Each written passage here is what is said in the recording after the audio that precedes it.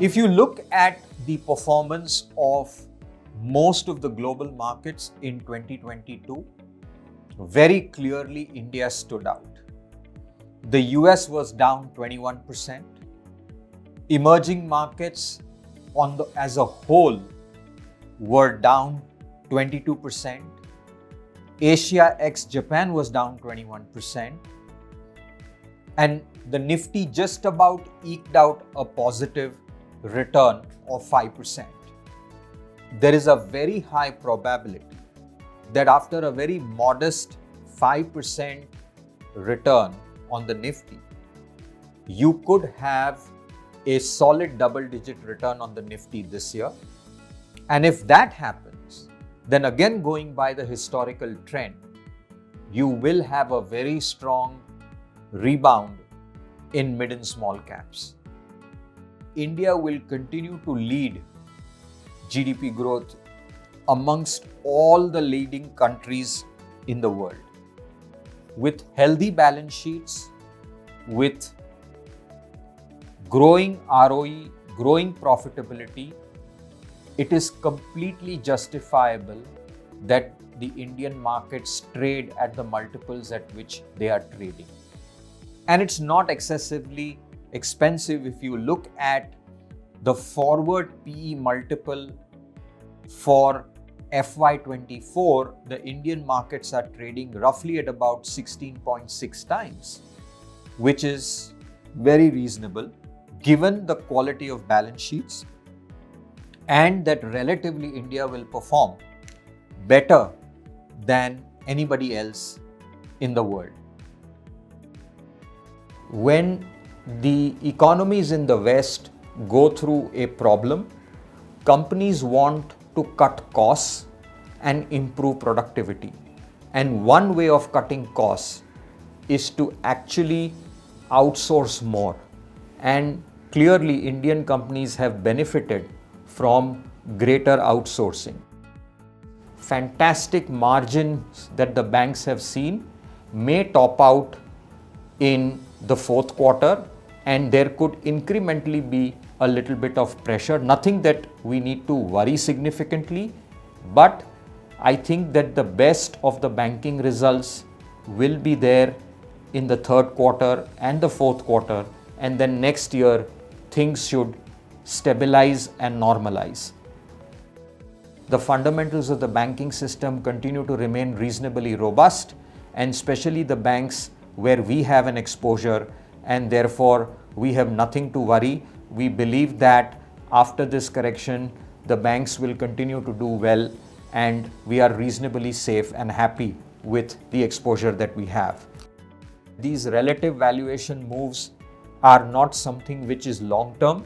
It could impact flows into India for, let's say, maybe 1 or 2 months, maybe a quarter at best, and then India's long-term attractiveness should get FIIs back into the Indian market. However, in the near term, it could pose challenges for outflows from FIIs.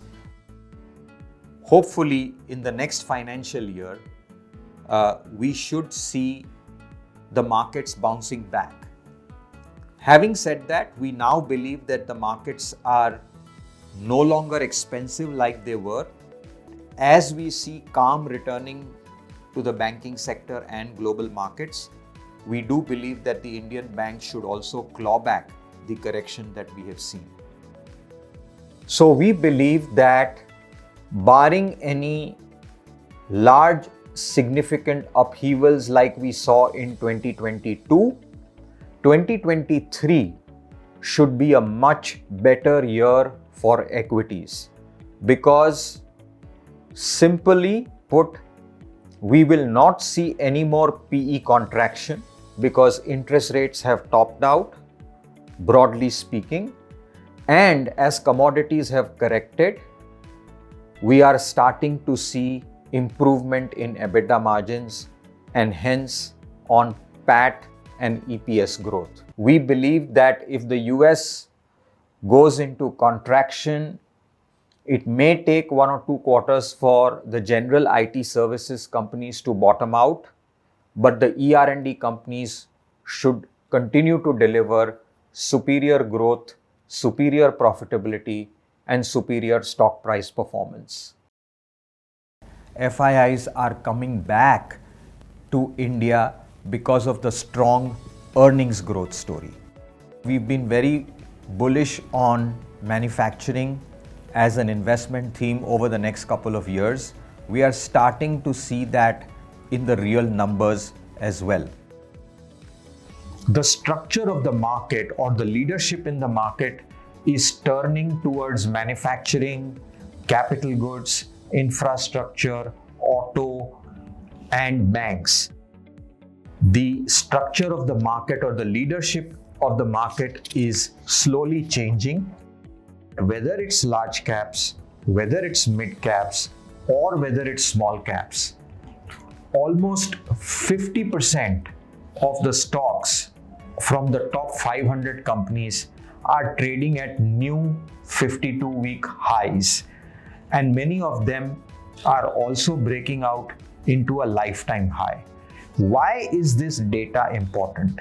This is important for two reasons. One, it tells you that the breadth of this rally is very, very solid.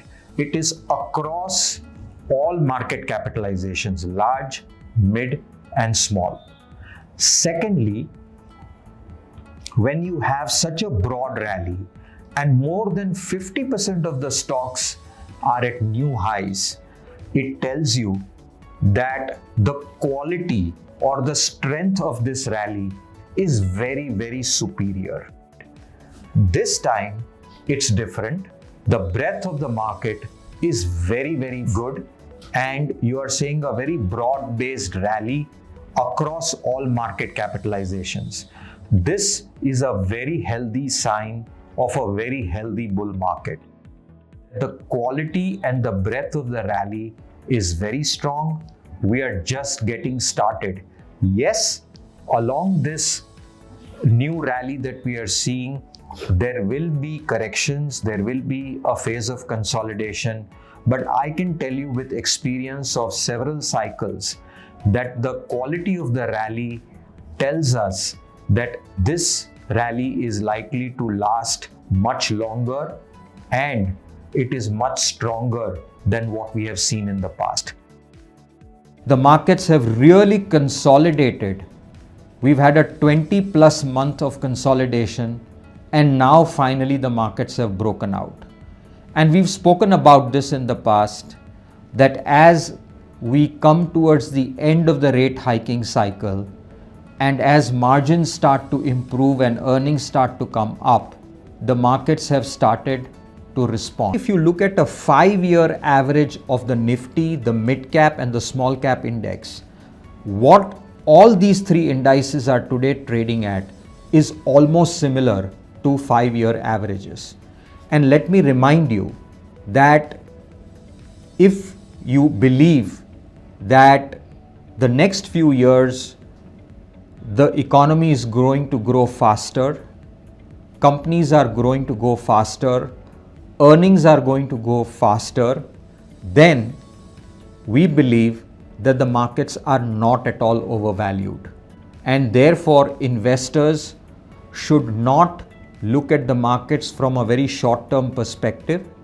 If you take a longer-term horizon, I think we have just broken out of a 20-month consolidation phase, and the valuations are cheaper because earnings have also grown in the same period.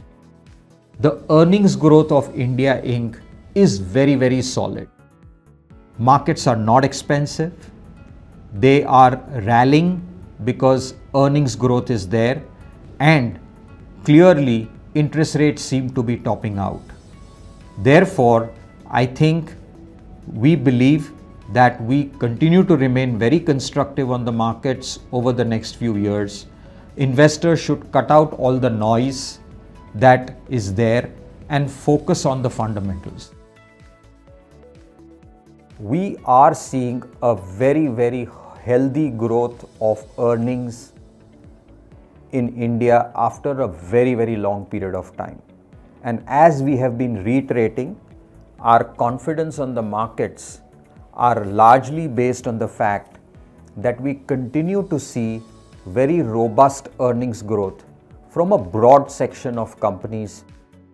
I talked about the order books in the capital goods system, which tells you that there is spending happening in the economy on new capacity creation, on infrastructure, on modernization.